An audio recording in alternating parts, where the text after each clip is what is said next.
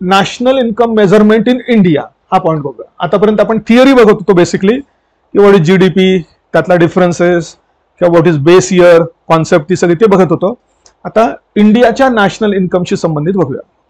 So who was that person who is said to have for the first time calculated India's GDP? असे कोण होते पहिले व्यक्ती? तर he was Dadabhai Naoroji. I think everybody knows him, knows about him. माहिती आहे ना सगळ्यांना दादाभाई नौरोजी? इतिहास तर वाचला, ऍटलिस्ट 10th पर्यंत तर वाचलाच सगळ्यांनी, त्याच्यात हे नाव आलेलंच आहे. So he is the first person to estimate India's national income. कुठल्या पुस्तकात? तर त्यांचं हे प्रसिद्ध पुस्तक आहे.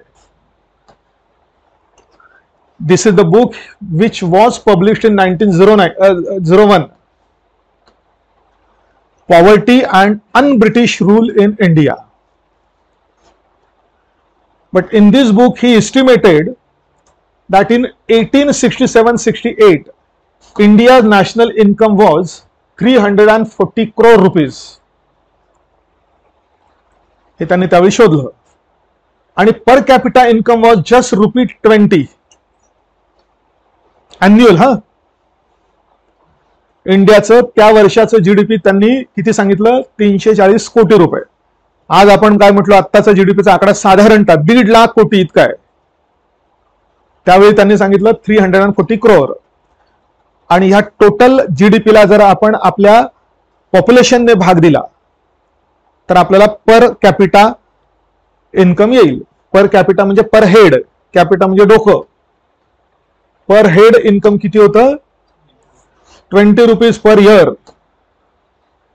आज 20 रुपये किती वेळात खर्च होतात आपले? किती वेळात खर्च होतात? मला वाटतं सकाळच्या सकाळी 20 पेक्षा जास्त खर्च होऊन जातात सध्या. तेव्हा लोकांचं 20 रुपये हे वार्षिक उत्पन्न होतं. But we are talking of the year 1867-68. So what was the name of the book that he wrote which was published in 1901? Poverty and unbritish rule in India. हे असं कसं काय नाव? There was British rule in India, but he title his book as unbritish rule in India. Poverty and British rule in India असं म्हटलं पाहिजे होतं ना. Poverty due to British rule वगैरे असं काहीतरी. मग काय उदाहरण, काय कारण असावं की he title his book as unbritish, not British. भारतात ब्रिटिशांची सत्ता होती ना, का सत्ता नव्हती? मग अनब्रिटिश रूल का म्हटलं असावं? काही कारण त्याच्या मागचं एखादा गेस सांगता येईल? येस प्लीज सांगा. चुकू द्या, बिलकुल चुकीच्या उत्तरांना घाबरू नका. जे काही असेल डोक्यात ते सांगून मोकळं व्हायचं. चुकांमधूनच दुरुस्त होतं ना. चूक दुरुस्त काय करायचे असतात? चुकाच ना आपल्या. त्यामुळे चुकू द्या.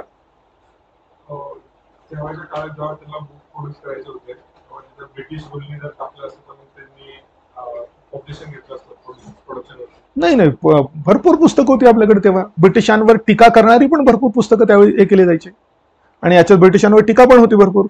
फ्रीडमच्या अगेन्स्ट एक पॉइंट जावं लोकांच्या माइंड मध्ये की त्या अगेन्स्ट आपल्याकडे ऑलरेडी वाटचाल तर चालू झालेलीच होती, पण त्याला अजून एनहान्स करायला, अजून ऍडव्हान्स मुवमेंट करण्यासाठी सुद्धा तसं दिलं असेल. नाही, तसं कारण नाही. बघा, आपल्या देशात ब्रिटिश रूल होत आहे, बरोबर आहे, ओके. पण ब्रिटिश लोक त्यांच्या देशामध्ये म्हणजे ब्रिटनमध्ये ज्या पद्धतीने कारभार करतात त्या पद्धती ते भारतात आणत नाहीयेत. म्हणजे त्यांनी त्या ठिकाणी त्यांची country they are completely democratic पद्धतीने हे करतायत. रूल ऑफ लॉ तिकडे व्यवस्थितपणे ते पाळतायत. पण same concept which they are making use of in their own country, those concepts and those things are not being implemented in India. म्हणून त्यांनी म्हटलं की it is British rule but it is not like Britain, म्हणून नाव दिलं un-British rule. आता Britain मधली एक महत्वाची कॉन्सेप्ट रूल ऑफ लॉ. कायदा जे सांगेल त्यानुसारच राज्यकारभार चालेल. पण भारतात ते तसं करायचे नाहीत मात्र. म्हणजे टेक्निकली त्यांनी इथे पण हे केला पाहिजे होता, कारण आता आपण त्यांची कॉलनी होतो. म्हणजे आपण त्यांचा जे काही सरकार असेल, तिथली जी काही राजा किंवा राणी असेल, त्याचे आपण तेवढेच सिटीजन होतो जेवढे ब्रिटिश लोक पण असतील. So that government should not discriminate between the British people and Indian people. The rule there should be exactly same as the rule here. but they were not implementing the same type of concept here in India. मग भारतामध्ये rule of law नव्हता, लोकांना काय म्हणतात तर विविध प्रकारच्या facility दिल्या जायच्या नाहीत, किंवा लोकांचं एक्सप्लॉयटेशन करण्यासाठी इम्प्लिमेंट केल्या जायच्या बऱ्याचशा policies. For example land revenue policies. काही सुविधा त्यांनी आणल्या, पण त्या सुविधा त्यांच्या स्वतःच्या फायद्यासाठी होत्या, आपल्या फायद्यासाठी नव्हत्या. रेल्वे आणली, समजा रेल्वे आणली, पोस्ट टेलिग्राफ आणलं, हे सगळं काही इंडियन्सना शिकवण्यासाठी होतं का? त्यातनं आपल्याला अप्रत्यक्ष फायदा झाला, ती वेगळी गोष्ट झाली. म्हणून दादाभाईंना असं वाटत होतं की एक प्रकारे त्यांना हा संदेश द्यायचा होता की we have British rule in India, but it is not exactly the rule that they have in their own country. म्हणून त्यांनी असं नाव दिलं होतं, असा अर्थ आला. त्यानंतर दादाभाई नौरोजींनी नंतर अनेक लोकांनी नॅशनल इन्कम मोजण्याचा प्रयत्न केला. आधी हे व्ही के आर व्ही राव यांच्या आधी आपण हा पॉईंट बघूया. There were many other individuals who were also involved in estimating national income. For example, Boring and Barber was in 1882 he calculated national income. Then Lord Curzon also got the national income of the country calculated. William Digby was one another famous economist of that day. He also calculated. Findlay Shiras in 1911. Bhatia and Joshi in 1314, Shah and Khambata in 2122. Then R.C. Desai was another famous economist in 3031, and even the then Ministry of Commerce in the British government also tried to calculate national income. So there were many other individuals who also tried to calculate national income. पण problem असा होता की ह्या लोकांनी आणि even Dadabhai नौरोजींनी जी काही national income मोजण्याची जी methodology वापरली होती ती काही फारशी सायंटिफिक मेथोडॉलॉजी नव्हती. म्हणजे he was the first person, but the way he calculated national income was on very scientific one. So who made use of a relatively better method to calculate national income? त्या माणसाचं नाव आहे doctor V K R V Rao, and he is known as the father of national income accounting in India. असं त्यांना का म्हणायचं? Because he gave the first scientific estimation of national income. He made use of a better method to calculate national income. Dadabhai was the first person, but त्यांना काय सगळा data माहिती असेल का लोकांकडे? गव्हर्नमेंट त्यांना डेटा थोडी देणार. तर त्यांनी बऱ्याचशा गोष्टी गेसवर्कच्या आधारावर पण केल्या होत्या. So his method was not very scientific. But V.K. R.V. Rao, he gave the first scientific estimation of India's national income for the year 1931-32. And according to his estimates, India's national income in that year was 689 crore and per capita income was 63 per year. आकडे काही लक्षात ठेवू नका, फक्त या माणसाचं नाव लक्षात ठेवा. कोण? Dr. V.K. R.V. Rao. And what is he known as? The father of national income accounting in India. V.K. R.V. Rao. So just remember the names of these two persons for this. Dadabhai Naoroji was the first one, and the better scientific method was used by V.K. R.V. Rao. Then one institute was established before India's independence. Its short form is ISI, but this ISI is not that ISI.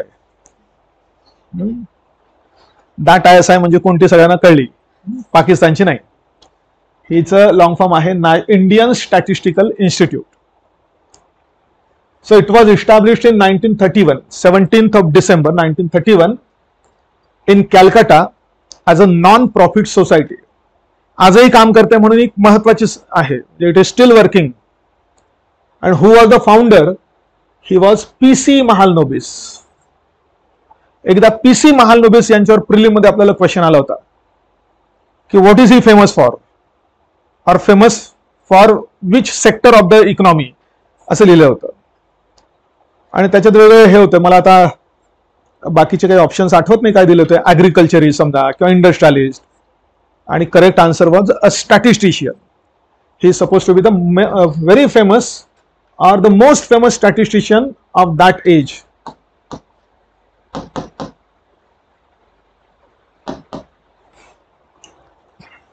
So he founded this institute. The purpose was this: for the development of theoretical and applied statistics. Theoretical and applied statistics.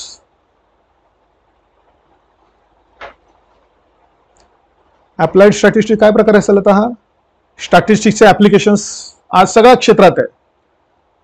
हे जे मी आपण मागच्या लेक्चरला म्हटलं होतं का, big data analytics is also part of statistics only, applied statistics only. And this institute is even up to date publishing one magazine known as Sankhya since 1933. The publication is still going on. In 1959, it was declared as an institution of national importance. And since then, it has been offering even the graduate and postgraduate courses in statistics. And it is one of the famous institutes even today working in Calcutta or Kolkata, established even before India's independence in 1931. So just remember the name of the institute and at least the founder. Okay, P.C. Mahalanobis. अजून कशासाठी प्रसिद्ध ते PC Mahalanobis? हे पुढे जेव्हा आपल्याकडे planning सुरू झालं आफ्टर इंडिपेंडन्स, त्या सेकंड प्लॅनचं मॉडेल तयार करण्यासाठी पंडित नेहरूंनी त्यांना बोलवलं. Being statistician famous one, so it was the mister PC Mahalanobis. He created or formulated the model of second 5-year plan in India. That is it is known as Mahalanobis plan or Mahalanobis model. हे आपल्याला पुढे येईल लक्षात. Then there was very famous another committee established just after India's independence. बघा, आपल्याला independence मिळालं 47 मध्ये. असंख्य गोष्टी त्यावेळेच्या सरकारला करायच्या होत्या. वन ऑफ द ऍक्टिव्हिटी की देशाचं जीडीपी मोजण्यासाठी एखादी इन्स्टिट्यूट पाहिजे. स्टॅटिस्टिशियन रिलेटेड, स्टॅटिस्टिक रिलेटेड सगळं काम करेल अशी एखादी कुठली तरी इन्स्टिट्यूट पाहिजे. जे आज कोण आहे? आपण मागे म्हटलं NSO आहे आज. ओके, तर त्यासाठी काय करायला पाहिजे याचा अभ्यास करण्यासाठी एक कमिटी स्थापन करण्यात आली, which was non as national income committee. It was established in 1949 and again founder म्हणण्यापेक्षा चेअरमन म्हणा, it's chairman was the same person, mister P.C. Mahalanobis, and it has these 2 members as well, D.R. Gadgil and V.K. Arvirao. तर तेव्हाचे best brains came together in the form of this national income committee.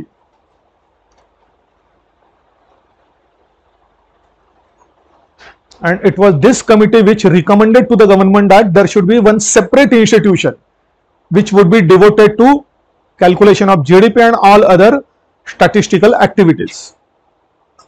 बाकीचे report first of all त्यांनी 51 मध्ये report दिला वगैरे, हे काय एवढं महत्वाचं नाही. फायनल रिपोर्ट दिला, पण हा शेवटचा पॉइंट इथे महत्वाचा आहे. हे लक्षात ठेवा फक्त, but you need not remember. What is important about this committee is that based on it's 1954 report कोणती इन्स्टिट्यूट स्थापन करण्यात आली तेव्हा? CSO, सेंट्रल स्टॅटिस्टिकल ऑर्गनायझेशन, जी आजही आहे, फक्त 2-3 एकत्र झाल्यामुळे आज ती NSO म्हणून काम करते. म्हणजे या कमिटीचं मेजर रिकमेंडेशन काय की there should be a separate dedicated organisation to calculate national income and all other statistical activities.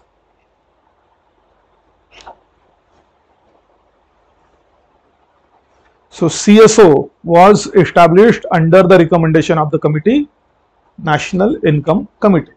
Okay, हा एक पॉइंट झाला. आणि आता मग आपण बघूया की which are the important statistical institutions working in India.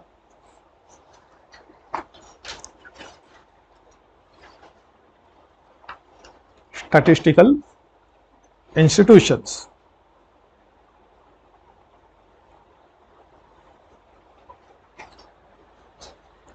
आधी ब्रॉडली लक्षात घ्या बघा. CSO, NSSO and both of them merged together in 2019 into NSO. तीन मेजर कोण पूर्वी होत्या CSO, एक होते NSSO, आणि आता दोघांचंही मर्जर झालं आणि आज NSO म्हणून काम करतोय. फक्त त्या कधी पूर्वी झाल्या, त्यांचं काम काय होतं, त्यांचा लॉंग फॉर्म काय, असे काही पॉइंट्स आहेत. आधी मी सांगतो, तुम्ही नंतर वाटल्यास एकदा कळलं की तुम्हाला लक्षात येईल का. So earlier in 1951, one institute was established which was known as CSI, that is Central Statistical Institute. And according to this committee, the same CSI was converted into CSO, Central Statistical Organization. But earlier it was known as or called organization. Later on, it was made a office. म्हणजे आधीचा long form काय होता, central statistical organisation होता, नंतर central statistical office असा तो प्रकार झाला. अरे हे चुकलं, हे बदल नाही केला इथे, असं नाही. We can say this was it was in 1971 that NSSO was established. In 1971 NSSO, national sample survey आधी ऑर्गनायझेशन, नंतर office.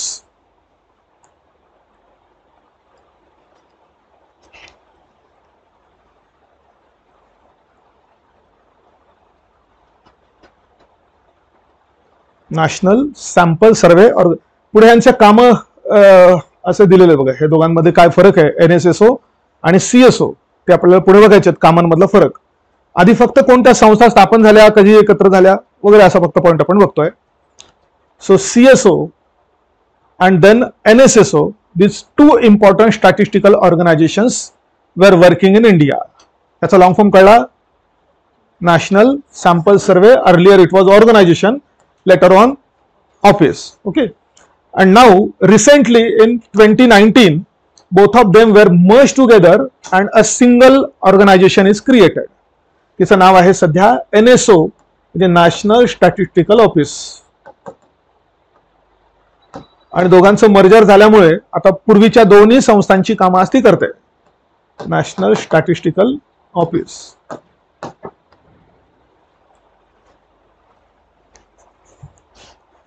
One most famous statistical organisation of the government presently. Earlier it was CSO, now CSO plus NSSO equal to NSO. त्याचा head कोण असतो NSO चा, तर ह्या मिनिस्ट्रीचा secretary जो असतो, ते सेक्रेटरी हे या NSO चे चीफ किंवा हेड असतात. Have you heard of this ministry?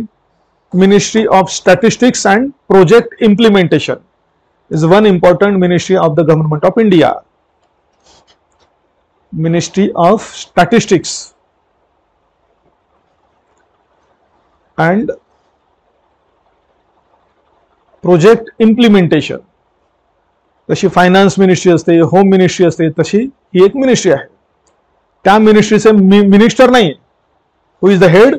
Secretary, जे कोणीतरी सिनियर IAS ऑफिसर असतील मे बी.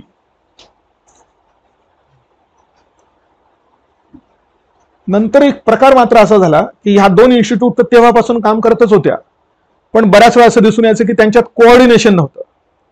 त्यांच्यात आणि इतर अजून ज्या काही स्टॅटिस्टिकल इन्स्टिट्यूट्स काम करतात देशात त्यांच्यात. म्हणून ह्या एका कमिटीने, डॉक्टर रंगराजन यांच्या कमिटीने असं रिकमेंड केलं की यांच्या सगळ्या ऍक्टिव्हिटीवर कोऑर्डिनेशन ठेवणारी एक सुपर इन्स्टिट्यूशन स्थापन झाली पाहिजे. आणि त्यांनी नाव दिलं की त्या कमिटीचं, म्हणजे त्या कमिशनचं नाव नॅशनल स्टॅटिस्टिकल कमिशन असावं, असं त्यांनी सांगितलं. पण काय सांगितलं बघा, establishment in 2000 based on the recommendations of doctor Rangarajan this NSC was established.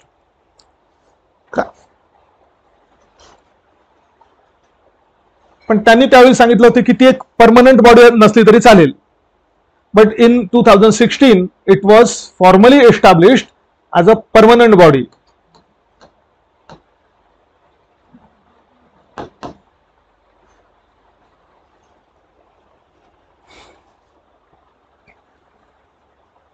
बघा पोझिशन काय असेल, the autonomous and permanent apex body. To control, काम काय असेल, टू कंट्रोल, कंट्रोल म्हणजे टू कोऑर्डिनेट म्हणा, to coordinate all statistical activities in India. All statistical activities in India. National Statistical Commission was established as recommended by Dr. Rangarajan Committee. त्यांनी 2000 मध्ये recommendation दिलं, पण ultimately it was established in 2016. Not 16 sorry 2006. काय म्हणून, तर एक autonomous, एक permanent अशी एक बॉडी म्हणून की which will work to coordinate all statistical activities in India. This commission will have 5 members with tenure 3 years until the age of 70. 5 माणसं नेमले जातील कमिशनवर 3 वर्षांसाठी किंवा वयाची 70 वर्षे पूर्ण होईपर्यंत. The first commission chairman was mister Suresh Tendulkar आणि it also works under the ministry of statistics. मॉस्पीच्या अंडरच ती काम करते.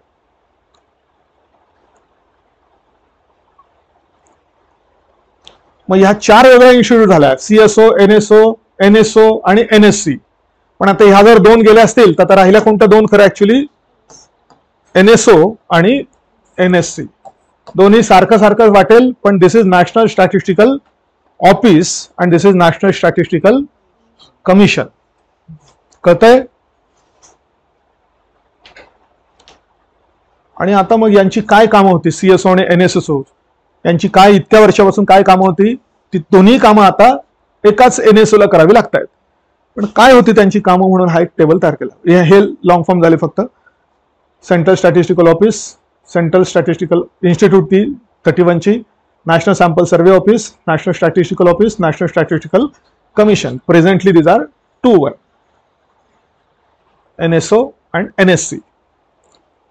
पण एनएसओ कोणाचं एकत्रीकरण करून झाली आहे, सीएसओ आणि एनएसएसओ. त्यांच्याबद्दलच्या some of the important details about these 2 institutions. CSO was headquartered at New Delhi and NSSO was also headquartered at New Delhi. कारण मिनिस्ट्री जिथे आहे तिथे त्या दोन्ही त्या अंतर्गत काम करायच्या. So what is the most important function of CSO की जे आता NSOच आहे, तर हे आहे to estimate national income under this title.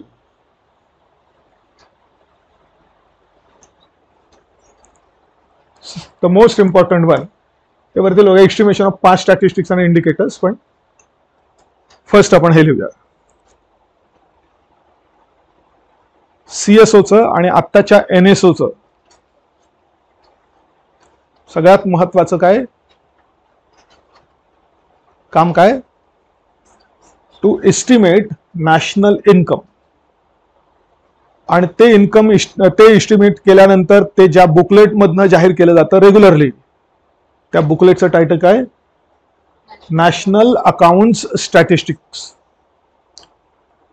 Simply आपण असं म्हणू शकतो की नॅशनल अकाउंट स्टॅटिस्टिक्स हे एक गव्हर्नमेंटचं पब्लिकेशन झालं in which national income is estimated by CSO earlier and NSO presently.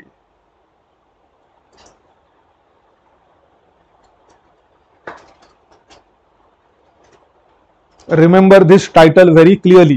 National Accounts Statistics is actually the title of that booklet through which CSO or presently NSO publishes what? Publishes national income. ते सगळे GDP, NDP सगळे जे काय आपण 8 बघितले ते सगळे याच्यामध्ये कॅल्क्युलेट करून प्रकाशित केले जातात. So this is the most important activity. Secondly, this CSO and present NSO also prepares this or undertakes this annual survey of industries. Annual survey of industries. काय केलं जातं याच्यामध्ये? सीएसओ दरवर्षी याच्यात काय करेल? इंडस्ट्रीचा सर्वे करायचा. म्हणजे काय करायचा? बेसिकली काय करायचं अपेक्षित असं? आपल्या देशात किती इंडस्ट्रीज आहेत, कोणत्या गुड्स मॅन्युफॅक्चरिंग किती आहेत, सर्व्हिसवाल्या किती आहेत, रुरल मध्ये किती आहेत, अर्बन मध्ये किती आहेत, तिथे किती माणसं काम करतायत, पुरुष किती आहेत, स्त्रिया किती आहेत, ही रेग्युलर इंडस्ट्री रिलेटेड जे काही डेटा असेल हा डेटा जमा करून तो ह्या पब्लिकेशन मधनं ते पब्लिश करतात. Annual survey of industries. अजून थर्ड काय करतात? इंडेक्स ऑफ इंडस्ट्रियल प्रोडक्शन नावाचा एक इंडेक्स, हा मात्र दर महिन्याला कॅल्क्युलेट केला जातो. So this is the monthly index which is published by CSO. त्याचं काय काम असेल? Index of industrial production, a monthly index. त्यात काय केलं जात असेल? This is survey, annual survey of industries. हा काय? इंडस्ट्रियल प्रोडक्शनचा इंडेक्स. म्हणजे काय केलं जात असेल की देशात त्या महिन्याला किती इंडस्ट्रियल प्रोडक्शन होत आहे आणि ओव्हर द मंथ्स ते किती वाढत चाललेलं आहे हे दर महिन्याला कॅल्क्युलेट केलं पाहिजे. So that we can understand if the industrial production is increasing in India over the months or decreasing, का स्टेबल आहे हे कळायला पाहिजे. याकरता सीएसओ किंवा आजचं एनएसओ दर महिन्याला हा इंडेक्स कॅल्क्युलेट करते. त्यानंतर एनएसओ ऑल्सो कॅल्क्युलेट दिस इंडेक्स, कंझ्युमर प्राइस इंडेक्स, ज्याला आपण सीपीआय म्हणतो, for 3 regions or 3 types of CPIs are calculated by NSO. Rural, urban. याचं काय काम असेल? का हा कॅल्क्युलेट केला जातोय? Consumer price index. त्या नावातून काय लक्षात येतंय? कंझ्युमरला म्हणजे सगळ्या ग्राहकांना वेगवेगळ्या वस्तू विकत घेताना किती प्राइस द्यावी लागते, ती जी प्राइसची लेवल आहे ती मोजणे. हा पण दर महिन्याला कॅल्क्युलेट केला जातो. Its frequency is also monthly. Every month CSO or NSO calculates consumer price index. One for rural areas, another for urban areas and one for the whole country. त्याला म्हणतात CPI combined. So 3 types: CPI rural, CPI urban and CPI combined.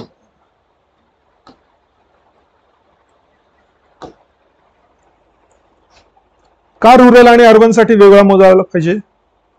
एकच पूर्ण देशाचं मोजण्यापेक्षा. म्हणजे कंझ्युमरला rural मध्ये आणि urban मध्ये वेगवेगळ्या प्राइसेस द्यावे लागतात का? प्रोबॅबली. ग्रामीण भागातले भाव आणि एकदम सोप्या भाषेत आणि शहरातले भाव वस्तू सेवांचे वेगळे असतील का सारखे असतील? वेगळे असतील. म्हणून त्यांच्यासाठी भाववाढीचा इंडेक्स किंवा भाव दर्शवणारे किंवा बाजार भाव दर्शवणारा इंडेक्स हा वेगळा पाहिजे. म्हणून आणि याच्यातून आपल्याला कळून येईल की रुरल इंडियामध्ये राहणाऱ्या लोकांसाठी भाववाढ किती वेगाने होत चालली आहे, शहरातल्या लोकांसाठीची किती होत चालली आहे आणि अल्टिमेटली देशासाठी किती होत चालली आहे. भाववाढ कंट्रोल करणं म्हणजे इन्फ्लेशन कंट्रोल करणं ही ऍक्टिव्हिटी कोणाची आहे? रिस्पॉन्सिबिलिटी कोणाची आहे? आरबीआय का government of India? Who is responsible, primarily responsible for controlling prices, ज्यालाच आपण इन्फ्लेशन म्हणतो. कोणाची रिस्पॉन्सिबिलिटी आहे? Primary responsibility lies with RBI. आता ते पुढे आपल्याला येईल त्याच्या डिमांडच्या बाजूचं आणि सप्लायच्या बाजूची कामं, त्यापैकी मनी मॅटर हे सगळं आरबीआय कडे येतं. ओके. त्यामुळे आरबीआयला एक सांगितलेलं आहे की देशातल्या वस्तू सेवांचा जो काही इन्फ्लेशनचा रेट आहे तो एका आकड्यापेक्षा पुढे कमी जास्त होता कामा नये. So what is the present inflation rate that RBI targets? टार्गेटचा अर्थ ते त्यांनी तेवढं अचीव्ह करायचं. माहिती कोणाला? 4%, right. 4% is the targeted inflation rate for that is to be achieved by RBI. आरबीआयला एक टार्गेट दिलेलं आहे, आरबीआयच्या अभ्यासात येईल मुद्दा. पण इथला एक गोष्ट सांगायची म्हणून मी तो पॉईंट सांगतोय. आरबीआयला काय सांगण्यात आलंय की दर महिन्याच्या भाववाढीचा जो दर असतो हा दर किती टक्के राहिला पाहिजे? 4% राहिला पाहिजे. But is it possible for RBI to precisely achieve 4% of inflation rate? नाही, म्हणून त्यांना एक रेंज दिली आहे ±2%. म्हणजे 4च्या खाली 2% आणि 4 पेक्षा एक्स्ट्रा 2%. म्हणजे रेंज किती झाली? 2% to 6%. आणि आयडियल शुड बी 4%. तर भाववाढीचा दर 2 ते 6च्या पलीकडे जायला नको, 2च्या खाली पण नको, 6 पेक्षा जास्तही नको. आयडियली शक्य असेल तर 4% तो मिळवायचा. हा रेट झाला. तो रेट कुठल्या इंडेक्सच्या माध्यमातून मोजायचा आहे? तर ह्या इंडेक्सच्या माध्यमातून मोजायचा आहे, सीपीआय कंबाइंड.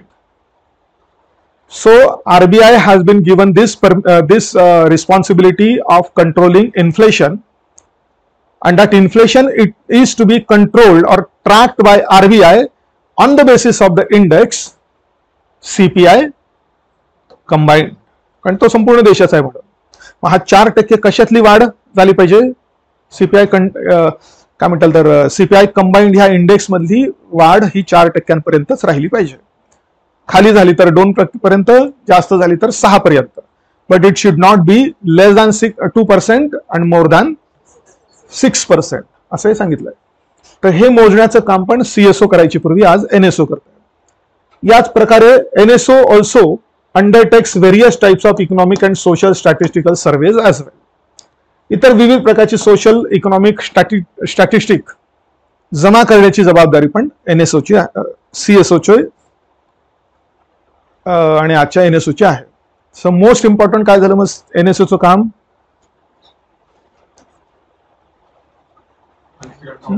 चार national account statistic regularly create करणे, annual survey of industries, then index of industrial production that is IIP, and 3 different types of CPI.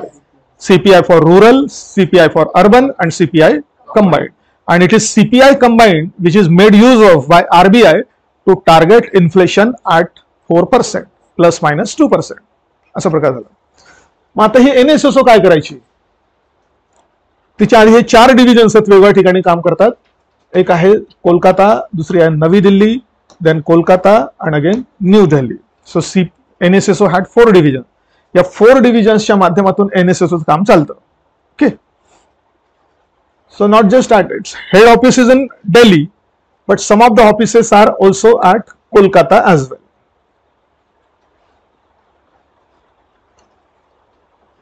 But what does NSSO do? तिच्या नावातच आहे. ती काय करते? सॅम्पल सर्वे करते. Now remember sample survey. त्याच्या आधी मला सांगा की why we require the collection of different types of data from the people. We means गव्हर्नमेंटला डेटाची काय गरज असते? कंटिन्युअसली डेटा त्यांना हवा असतो. कुठल्या कुठल्या कारणासाठी डेटा हवा असेल? ओके, फॉर प्रिपरेशन बजेट, अजून for formulating different policies. For example जर समजा पॉवर्टी रिडक्शनची पॉलिसी तयार करायची असेल तर देशात पुअर पीपल किती आहे, बीपीएल पीपल किती आहे हे तर पहिल्यांदा कळलं पाहिजे. इंडस्ट्रियल डेव्हलपमेंट करायचं असेल तर how many industries are there, what is their production level presently हे बघितलं पाहिजे. ऍग्रिकल्चरल डेव्हलपमेंट करायची असेल तर how many farmers are there, which type of crops are being grown by them, how many livestock is held by them, हा सगळा data त्यांना continuously पाहिजे. म्हणून सरकारला सतत डेटाची आवश्यकता असते. त्या डेटाच्या आधारावरच ते पॉलिसीज क्रिएट करून आपल्या देशाचा डेव्हलपमेंट घडून आणू शकतात. पण is it possible to collect the data by contacting each and every person? शक्य आहे का? म्हणजे प्रत्येकाच्या घरी जाऊन प्रत्येकाला विचारून तो डेटा जमा करणं शक्य आहे का? आता समजा फार्मिंगचं काहीतरी डेटा जमा करायचा आहे. Is it possible for the government to contact every farmer, every farming household आणि त्यांना विचारायचं मग तुमच्याकडे हे किती आहे, ते किती आहे, काय तुम्ही प्रोड्यूस केलेलं आहे? हे अत्यंत अवघड आहे. आपल्याकडे दारोदार जाऊन म्हणजे डोअर टू डोअर जाऊन केलेला सर्वे एकच असतो, तो म्हणजे दर 10-10 वर्षानंतर होणारा सेन्सस. जे खरं 2021ला झालं पाहिजे होतं आत्ताचं, पण इलेक्शनच्या कारणामुळे सरकारने ते पुढे पुढे पुढे पुढे ढकललं. इलेक्शन होऊन गेले 24 मध्ये, आज 25 आहे, तरी सुद्धा पुढचं सेन्सस आत्ता कुठेतरी ते काम डिक्लेअर केलंय त्यांनी. भरपूर काय काय प्रॉब्लेम होते. मेन प्रॉब्लेम असा सांगितला होता की त्या सेन्सस जर समजा 21ला झालं असतं आणि त्याचा डेटा फायनल जर 22 किंवा 23 पर्यंत जर आला असता, तर त्या डेटामधनं आपल्या देशातलं एम्प्लॉयमेंट कमी झालेलं आहे असं दिसलं असतं, ज्याचा पॉलिटिकल लॉस त्यावेळी गव्हर्नमेंटला झाला असता. आणि म्हणून त्यांनी ते सेन्ससच होऊ दिलं नाही, असं काही लोकांचा ठपका आहे सरकारवर. सरकारने कारणच सांगितलं नाही. म्हणजे 1881 पासून सलग 10 वर्षानंतर सेन्सस झालेलंच आहे आपल्याकडे, 1881 पासून. तर लास्ट वन वॉज 2011 मध्ये. इट वॉज एक्सपेक्टेड 2021 मध्ये, पण सरकारने ते घेतलंच नाही. त्यामुळे सध्याचं सरकार जे हवं ते करू शकतं, त्याचं हे एक उदाहरण म्हणून आपण सांगू शकतो की त्यांनी कारणच सांगितलं नाही की Y they are not conducting. आणि मग त्यांच्या बाजूने बोलणारे लोक कोविड होता म्हणून, पण कोविडचं कारण तर 2022-23 पर्यंत गेलेलं होतं, घेता आलं असतं. नंतर आलं आता कास्ट सेन्सस घ्यायचा आहे त्याच्यामध्ये. मग ह्या वेगवेगळ्या कारणांमुळे मे बी 2026 मध्ये ते सेन्सस होण्याची शक्यता आहे सध्या. म्हणून हे जो आपण डोअर टू डोअर सर्वे करून केलेलं डेटा कलेक्शन म्हणतो, हे फक्त एकाच वेळी घडतं, ते म्हणजे हे डायसेनियल सेन्सस, 10 वर्षांनी होणारे सेन्सस. पण त्यांच्या दरम्यान जो काही सगळा different types of socio economic data collect केला जातो, तो हा नेहमी सॅम्पल सर्वेच्या माध्यमातूनच केला जातो. म्हणजे जो डेटा कलेक्ट करायचा आहे त्याचा सॅम्पल निवडायचा, त्या सॅम्पल कडनं डेटा घ्यायचा आणि त्याच्याहून संपूर्ण देशाबद्दलचे निष्कर्ष काढायचे. सॅम्पल सर्वे कळतोय? आपण पण केलेला असतो बऱ्याच वेळा सॅम्पल सर्वे. एखाद्या वेळी आईस्क्रीमच्या दुकानात गेलो तर आपण सॅम्पल सर्वेच करतो बऱ्याच वेळा. कोणतं आईस्क्रीम घ्यायचं यासाठी तुम्ही सॅम्पल मागता ना, मग तो याच्यातून एक थोडासा, याच्यातून एक थोडासा देतो, आणि देन यू डिसाइड. की आपल्याकडे म्हण आहे, शीतावरून भाताची परीक्षा, ते पण सॅम्पल सर्वेच आहे. पूर्ण भात शिजलाय की नाही म्हणून सगळा खाऊन बघितलं तर काय होईल? परीक्षेची गरजच नाही, तेव्हाच कळून जाईल सगळं. म्हणून शिजलाय की नाही म्हणून आपण 2-4 शीतं बघून आपण निष्कर्ष काढतो. मग तसं देशभरातला सगळा डेटा सगळ्यांना जाऊन कॉन्टॅक्ट करणं ही खर्चिक पण गोष्ट आहे आणि टाइम कन्झ्युमिंग पण आहे. मग त्याकरता एक रेप्रेझेंटेटिव्ह सॅम्पल तयार करायचा.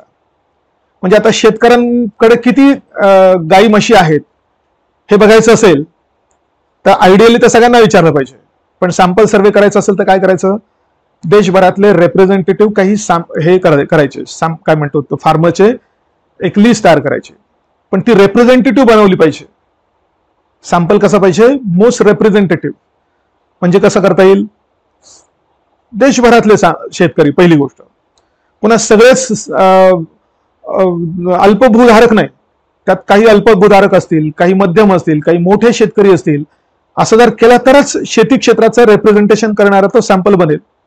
एकाच भागातला एक महाराष्ट्रातलंच घेतला आणि त्यांच्याबद्दल देशाचा निष्कर्ष काढला तर ते चुकेल.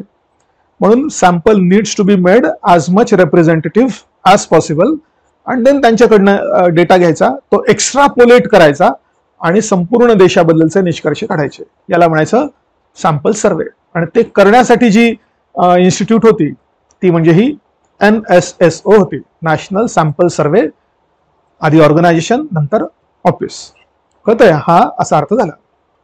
अजून कोणता सॅम्पल सर्वेचं एक्झाम्पल सांगते तुम्हाला आपल्या डेली लाईफ मधलं? आपल्या मनाची प्रक्रिया पण सॅम्पल सर्वे पद्धतीने चालत असते असं म्हणतात. बरेचसे आपण आपल्याला जे बघतो ऐकतो त्याचे कन्क्लुजन्स सॅम्पल सर्वे पद्धतीनेच काढतो आपण.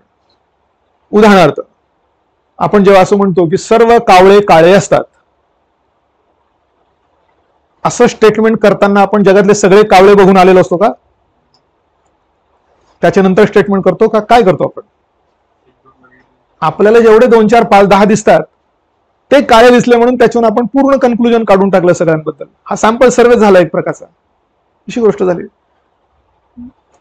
त्यामुळे आपले अनुमान काढण्याची पद्धत पण सॅम्पल सर्वेच्या आधारावर चालते असं म्हणतात. आणि सरकारला तर ते करावंच लागेल, कारण वेळ आणि पैसे या दोन्ही गोष्टी डोअर टू डोअर, आपला देश काही छोटा नाही आहे, एवढा प्रचंड असल्यामुळे वेळ पण लागेल, खर्च पण लागेल. म्हणून मोस्टली सॅम्पल सर्वेच आपल्याकडे चालतात. आणि त्यातले सर्वात प्रसिद्ध सॅम्पल सर्वे म्हणजे हा पहिला दोन. The most famous sample survey that NSSO used to conduct or presently NSO conducts are these two. First one, household consumer expenditure survey. त्या नावावरून काय वाटतंय, काय डेटा जमा केला जात असावा? हाऊसहोल्ड म्हणजे घरगुती कन्झम्पशन एक्सपेंडिचर चा survey. So what you think, what type of data might be collected in this representatively? Consumer expenditure. म्हणजे घरात म्हणजे कुटुंबातले वेगळे लोक किंवा वेगळी कुटुंबे कोणत्या कोणत्या गोष्टींच्या कन्झम्पशनवर किती एक्सपेंडिचर करतं याचे आकडे जमा करून ठेवायचे. म्हणजे कोण अन्नावर किती करतं, कपड्यांवर किती करतं, मे बी फुटवेअरवर किती करतं, किंवा अन्नामध्ये सुद्धा दुधावर किती करतं वगैरे, या सगळ्यांचा कन्झम्पशन एक्सपेंडिचर सर्वे केला जातो. आणि तो कशासाठी करायचा, रादर केला जायचा तर या कन्झम्पशन एक्सपेंडिचर सर्वेच्या आधारावरच पॉवर्टी लाईन ठरवली जायची देशात. आणि पॉवर्टी लाईन ठरवून मग देशात लोक BPL किती आहेत तो पॉवर्टी रेशो ठरवला जायचा. आणि हे ठरवण्याचं काम होतं पूर्वी प्लॅनिंग कमिशनकडे. So planning commission was responsible for deciding poverty line and on that basis poverty ratio, but in order to arrive at the poverty line it used to make use of the survey of NSSO. आणि हा तो सर्वे असायचा. म्हणजे कळलंय का बघा, कारण हे हा पण पॉइंट येणार आहे पुढे आपल्याला. NSSO सर्वे करायचे, त्याच्या आधारावर लोक किती कन्झम्पशन एक्सपेंडिचर करतात ते ठरवायचे. त्याचा डेटा वापरेल कोण, प्लॅनिंग कमिशन. आणि प्लॅनिंग कमिशन त्या डेटाच्या आधारावर काय करेल, एक पॉवर्टी लाईन ठरवेल. समजा 1000 रुपयाची पॉवर्टी लाईन त्यांनी ठरवली, तर जो कोणी 1000 पेक्षा कमी कन्झम्पशन एक्सपेंडिचर करतोय त्याला BPL म्हणायचं. जो कोणी त्याच्यापेक्षा जास्त करत असेल तर त्याला APL असं म्हणायचं, बिलो पॉवर्टी लाईन आणि अबाव पॉवर्टी लाईन. त्याचप्रमाणे ह्याच सर्वेमध्ये हा पण एक सर्वे करून टाकला जायचा, एम्प्लॉयमेंट अनएम्प्लॉयमेंट सर्वे. यात काय डेटा कलेक्ट करण्याची गरज असेल, रादर कोणते डेटा कलेक्ट केला जात असेल ते नावातच आहे. How many people are employed, how many are unemployed. So in order to understand the employment and unemployment level in the country, in the same survey also use to collect employment related statistics from the people. आणि हे जे काही दोन्ही सर्वे व्हायचे त्या दोन्ही कारणांसाठी सर्वे व्हायचे ते नॉर्मली क्विनक्वेनियल सर्वे असायचे. क्विनक्वेनियल म्हणजे किती वर्षांनी व्हायचे साधारणतः, क्वीन म्हणजे 5, क्वीनरी सेक्टर आपण बघितलं ना, साधारणतः 5-5 वर्षांनी. Generally this surveys were taken after every 5 years. पण जनरली म्हटलंय, नॉट एक्झॅक्टली. कधी कधी 5 ते 6-7 वर्ष होऊन जायचे. असा शेवटचा सर्वे त्यावेळी झाला होता 2011 मध्ये.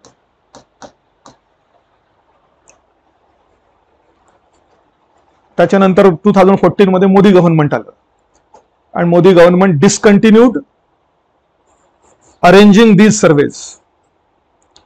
त्यामुळे आपल्या देशातलं फायनल पॉवर्टी इस्टिमेशन हे 2011 मध्ये झालं होतं. After 14 no poverty estimation was undertaken on the basis of poverty line. का मोदी सरकारला आपल्या देशात गरिबांची संख्या नक्की किती हे समजू जायचं नव्हतं लोकांना, म्हणून त्यांनी हा सर्वे पण केला नाही आणि पॉवर्टीचं इस्टिमेशन पण केलं नाही. इव्हन आपल्या सगळ्या शाळेच्या पुस्तकांमधनं पॉवर्टीचं चॅप्टर पण गायब केलंय. म्हणजे NCERTच्या मला वाटतं ते कुठल्या तरी एका पुस्तकात इंडियाज इकॉनॉमिक डेव्हलपमेंट मध्ये पूर्वी एक चॅप्टर होतं पॉवर्टीचं, आता ते नाहीये. रॅशनलायझेशन सिलेबस जेव्हा करण्यात आला तेव्हा. त्यानंतर इकॉनॉमिक सर्वे गव्हर्नमेंट ऑफ इंडियाचा दरवर्षी जो केला जातो पब्लिश, त्याच्यामध्ये पॉवर्टीचा चॅप्टर असायचं. आता काही ते पॉवर्टीचा चॅप्टर देत नाहीत. काय उद्देश असेल सरकारचा, पॉवर्टी सांगत नाही ते देशात किती येते.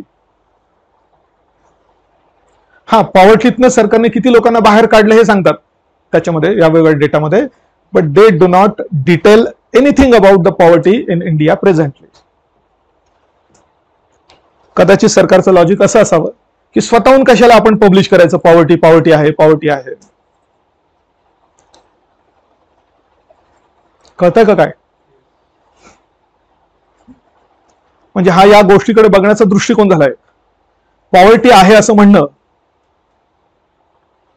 हे जरा थोडंसं निगेटिव्ह वाटतं की गव्हर्नमेंट इटसेल्फ, गव्हर्नमेंटची रिस्पॉन्सिबिलिटी आहे की पॉवर्टी अलिव्हिएशन झालं पाहिजे. बट तरी पण मात्र ते त्यांच्या डॉक्युमेंट्समध्ये पॉवर्टी इतके आहे, लोक इतके बीपीएल आहेत वगैरे सांगतात. त्याच्याऐवजी असं पण करता येऊ शकेल की instead of giving the figures related to poverty, फक्त आम्ही प्रयत्न करतोय आणि एवढ्या लोकांना बाहेर काढलं आम्ही पॉवर्टीच्या, असा आकडा देणं जास्त सोयीस्कर सरकारला सध्या वाटतंय. तुम्हाला कोणती पद्धत योग्य वाटतंय? Should government give the poverty data in its documents or not? म्हणजे पूर्वीच्या सरकारांची का आत्ताच्या सरकारची?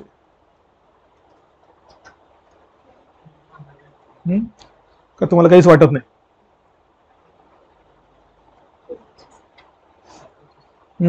आताची बरोबर वाटतंय पॉवर्टीचे आकडे न देणं. थोडक्यात त्याच्यावर आता काउंटर आर्ग्युमेंट करायचं म्हटलं तर जे आहे त्याच्याकडे डोळे झाकून बसायचं,